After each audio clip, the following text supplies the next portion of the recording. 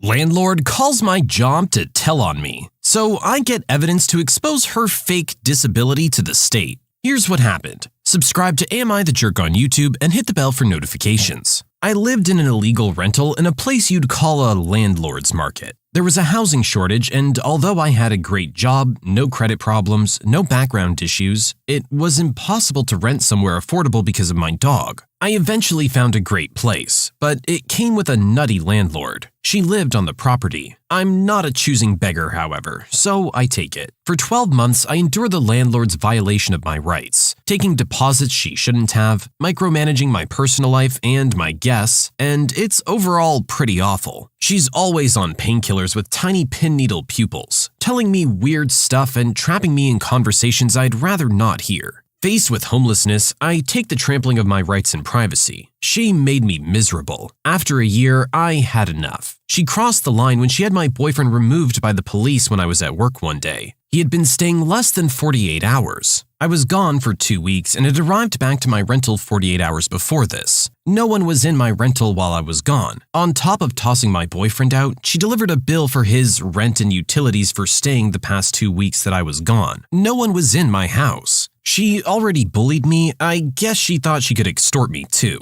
She created fake paperwork to intimidate me. The bills I received from her are insane. They are not the writings of a lucid human. She gets all sorts of details wrong and makes personal statements that are inappropriate. The place was empty and I was gone, but she wrote a bill and insisted I pay for his tenancy. This was when I'd had enough. I finally stand my ground. Extortion is the limit. Everything is falsified. I think it was the Vicodin talking and making her brave. As an aside that will be super relevant later, her employer had an open fraud case against her. She told me early in my tenancy because she dared them to come after her. Perhaps she shouldn't have dared so hard. After the fake tenancy debacle, it gets real. I take off work to read up on my rights and protect my dog and stuff. She starts harassing me. Specifically, she did all of these things over the course of a few days. 1. Called from a blocked number and asked for a stripper or call girl. 2. Called my work as a new landlord seeking a reference and told them I was partying, trying to get me fired and saying that was why I wasn't at work. 3.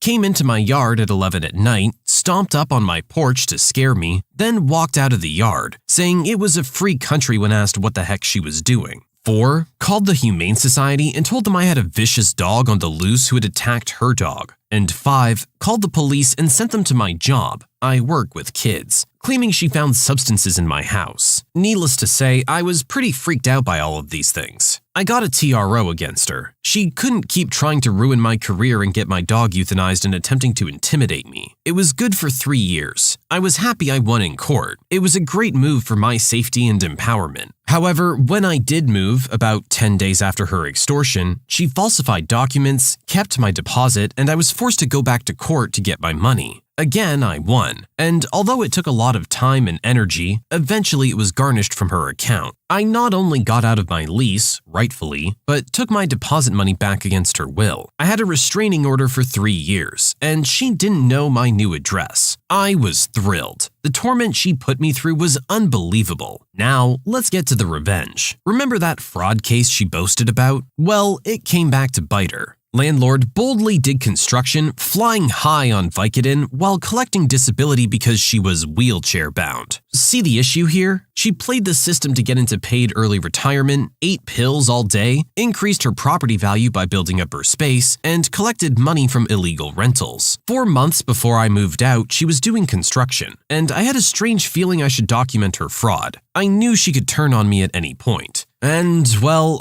I'm sure glad I had the foresight to do so. She had gone to work the first day of her contract and fallen out of a wheelchair on a ramp that was not up to code. Almost 4 weeks later to the day, she was happily at home continuing with her activities, building a tool shed from scratch. She was doing construction with no wheelchair. She was bold and figured she could never get caught. She was doing all sorts of physical activity. I decided to film her and make sure the date was noted. I also took pictures. Some part of me just knew I should document what I was seeing because she was an awful human being who was leeching off the system. She worked in education and she couldn't be fired. Her position was tenured, and she was holding her spot while on medical leave for over 4 years. They legally couldn't hire a new teacher. Substitutes poured in and out of her classroom. Hundreds of children missed out on a legitimate education because she held her spot. She was scum. I worked in a similar field, so I knew what damage she was doing with her actions. Back to the eviction/TRO event. Shortly after moving out, when the restraining order was in effect, I went to her employer and offered evidence in his fraud case. It was a serious state-led fraud case against her. They were going after her. He was elated that I had such strong evidence. He put me in touch with private investigators. I handed over the evidence after sitting down with them and giving my statement of her activity and how she was mobile at home. I didn't have to exaggerate, and I didn't have to lie. I just told them exactly what happened. Even if she didn't burn me, I felt like I was doing my civic duty by ensuring the kids had a real teacher in their classroom instead of this piece of garbage. Months later, I called the investigators and found out my evidence was what really sealed the deal. She was convicted of disability fraud. She was fired from her position and potentially going to pay back years' worth of disability payments. I did that. I'm the reason her scam fell apart. She thought she could bully me into extortion. She didn't. She thought she could ruin my career and hurt my dog when I stood up to her. She didn't. In fact, I won. It was what I needed to feel empowered after all the crap she put me through. It wasn't even revenge as much as standing up for myself. If she did have to pay it back, she'd only have her house to pay with. My dream is that she lost her house, ended up a renter, and just hopes for a kind landlord. This lady is the definition of a jerk. Not only is she bullying and trying to extort our original poster, but she's also faking a disability at a tenured position. Come on now. Tenure means you got it easy. You just gotta phone it in for the rest of your career. They can't fire you. You don't even need to try. All you gotta do is show up. And she couldn't even manage to pull that off. She just wanted to sit home eating pills all day. Clearly, it had affected her judgment. Otherwise, she would have realized what a bad idea all of this is. You're ticking off your tenants like this and they know what you're up to, then they're not exactly gonna be on your side. You might be able to get away with being a jerk for a while, but trust me, those people you're being a jerk to are looking for any way they can to screw you over.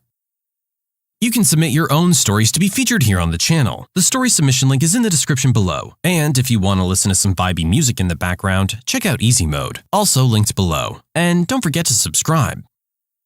Karen refuses to hear me out when I'm just trying to explain to her that her car's about to be towed. I work security for a private business campus that has venues that are often rented by outside groups. One particularly large hall was rented by a local church group, and we sold their tickets at the box office immediately in front of the venue. Without going into boring detail, there was only one way into the hall for the general public, but numerous exits with cameras everywhere. Parking is free in all 3 of our parking decks, except in clearly marked reserved spaces, which will be important soon. While visitors were still arriving for the event, our dispatch center received a call from our largest campus tenant complaining that there was a car parked in one of their 24/7 reserved spaces and they need it moved ASAP. This company pays for these spaces and is constantly using them at all hours of the day and on weekends, which is why we have numerous highly visible signs for this row of spaces warning people of this fact and that towing is enforced. We reviewed camera footage and saw that the owner was a woman dressed in fine Sunday clothes that were an almost painful shade of lime green with a matching hat. This would have been enough to identify her even in our large hall, but we then noticed that she bypassed the ticket line and made her way to one of the venue exit doors. She stayed there for several minutes, and when one of the cleaning staff exited, she slipped in behind them. We're still not sure how she knew she could do this. As the supervisor on duty, I entered the hall and found her in one of the front rows sitting in a group of people. She saw me coming in my security uniform and immediately scrunched up her face. Ma'am, can I? Now, I just sat down. What is it you want? She was already on the defensive and loud. Not a sign of innocence in my experience. I'm with campus security, and I need to ask, what you need to do is leave me alone. I'm sitting with my family, and we're here to enjoy my nephew's concert. Ain't nothing so important you rent-a-cops need to be bothering me like this. Actually, it is important. If you wouldn't mind coming with me, we can talk in the aisle and… No, you ain't kicking me out of here at my nephew's church concert. Now she starts avoiding eye contact with me. She thinks I'm here because she didn't buy a ticket, but I don't care about that. I'm trying to tell her about her car before we have to tow it. This is her only chance to move it herself. Ma'am, I'm not here about how you got inside this hall. I don't know what you're talking about, but you need to leave me the heck alone. At this point, it was so comical that I remember getting the biggest smile on my face and telling her, that's all I needed to hear. Enjoy your show. I left and had her car towed immediately. 2 hours later, she reported her car stolen to our security desk. The desk officer informed her that she'd parked in a reserved spot and that security had tried to make contact with her before the show began, according to our log. She loudly demanded to speak to whoever was in charge, and that's when I came around the corner and introduced myself. The look on her face was priceless, and she didn't say another word as I gave her the information for the tow company's lot, which was closed by that time. This is clearly a woman who thinks the rules don't apply to her. She can just do whatever she wants and no one can tell her otherwise. She assumed you were there because of how she snuck in, which is also a jerk move. But you were actually there to try and do her a favor. Karen was probably aware that she shouldn't have parked where she parked, but let's assume that she somehow missed all the flashing neon signs around her and parked there anyway. You would have saved her quite a bit of time and money for not having to deal with this whole situation. Too bad Karens always think they know better. One of my fellow soldiers tried to get with my wife, so I came up with a plan to ruin his life. This was back in 2013 when I was based in Holland. I'm a British Marine for context. I had been married to my wife for a little over 18 months when I deployed to Afghanistan. My wife had a job in the British delegation on base and got to know pretty much every Brit and their husband or wife. One day, we were directly targeted by a vehicle-borne IED. Now, whilst it wasn't uncommon for there to be a threat to coalition forces in general, being directly targeted felt more personal for obvious reasons. That was also the day I found out an RAF guy back in Holland had tried it on with my wife. I found him on Facebook, and still feeling rather raw about Terry trying to blow me up, messaged him words to the effect of, "If you go near Mrs. Original Poster again, I will put glass in your throat the next time I see you." The next day, one of my bosses, who was also RAF, messaged me on Facebook to say that this guy has been over to his office and basically tattled on me. He gave me a friendly warning / heads up that this guy could have gone to the MPs and reported me. I have no idea what would have happened, but I acknowledged the warning and said it won't happen again. My boss had my back and actually told him to wind his neck. Fast forward to when I got back from Afghanistan. A few days had passed and I was starting to settle into a normal life again. My wife brought it up after explaining she didn't mention it at the time due to my reaction the first time, that an Army Sergeant Major had tried to message her via Facebook. He told her she was beautiful and wanted her number. She promptly blocked him. I was ticked off to say the least, but I understand why she kept it until I was back on home soil. The next day, I went into our department and spoke to my other boss, an Army captain. I told him what had happened, and he said, "Leave it with me." He basically had a chat with him, and nothing came of it. I felt deflated, and even more ticked off. That was until our senior military officer came into our department. He welcomed me back and asked how my tour was. Still ticked off, I said, "It was good, sir," with the exception of Sergeant Major Jerk trying to get round my wife. He was understandably a little taken aback. About an hour or so later, he emailed me saying that he feels the need to do something official about this. Something I had forgotten was that the Colonel and Sergeant Major belonged to the same regiment, so having one of his own behave like this had clearly gripped him. I told him the full story, and provided screenshots of what Sergeant Major Jerk had said to Mrs. Original Poster. For this to go official, my wife had to provide a statement. Unfortunately, Mrs. Original Poster is very non-confrontational and said she didn't want this to continue.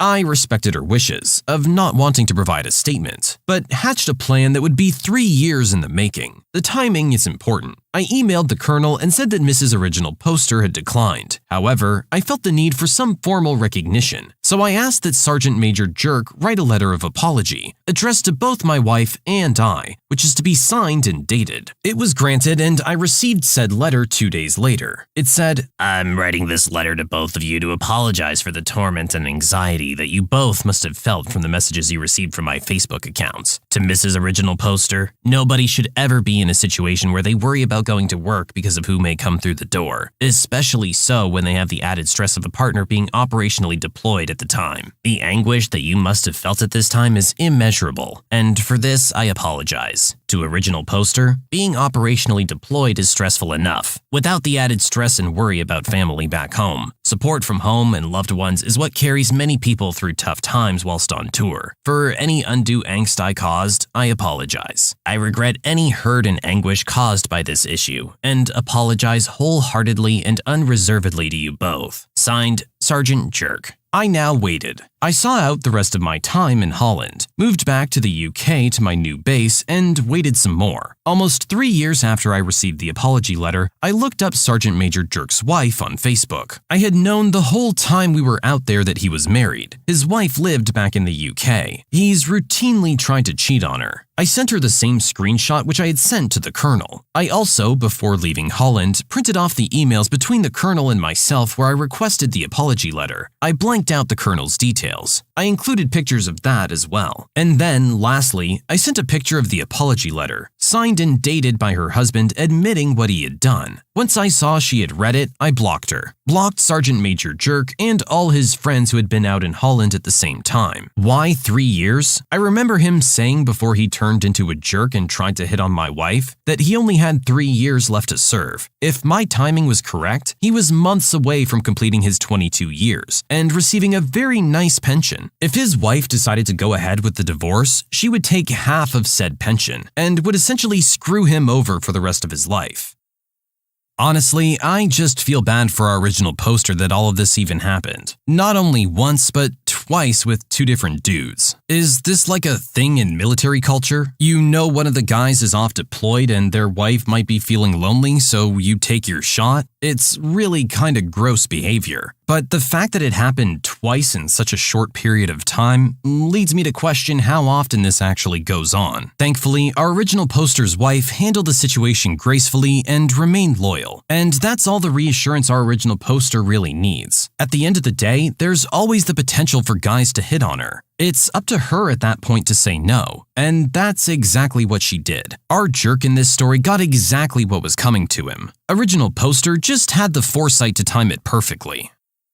My employer docked 2.5 hours a week for lunch whether I took it or not. I worked for prestigious millwork. We made cabinets and custom moldings and things like that. Very, very high-end, working with companies on tight schedules. I was the only truck driver. The company was owned by a husband and wife, and the wife did not like me. They'd implemented mandatory lunches for everyone in the shop and building, etc. But due to the uniqueness of my position, I usually don't have to adhere to stupid rules like that. And I knew it was just a way for them to screw the workers, because a lot of the guys were dedicated and would work through lunch. She finally caught up to me one day and was reviewing my time card and was angry and said, "I don't care, you don't have any excuse. You must take a lunch." I argued the point and said some of the materials I was picking up were critical. She said she didn't care. So I would go pick up zebra wood that they needed right away at noon, and after the load was loaded, I pulled into Burger King and ignored any phone calls that my manager sent, and got back to the shop 2 hours later. He was livid because he had 3 very expensive clients standing around waiting for me. Needless to say, I never had to take a lunch again. I mean, in a lot of cases, yes, you should be making sure your employees are in fact taking their lunch. But truck drivers do tend to work on a slightly different schedule than other types of jobs. I'm not saying that's something I agree with. I still believe they should be able to get their break and go get their food when they need to get food. But it is kind of the current way of the world. At the end of the day, if this stuff was so important for these clients, why are we waiting till the day of to pick it up? Why wasn't this in the shop a couple days ago ready to go? The driver should be able to take their break without being harassed by phone calls and rushed to get to where they need to be. If things have been properly timed out, there shouldn't be any pressure on them. When you subscribe, make sure to hit the bell to turn on notifications. Put the playlist on in the background to finish listening to all the stories. Or if you want to listen to some vibey music in the background, check out Easy Mode. If you like Am I the Jerk, give Am I the Genius a shot. Everything linked in the description.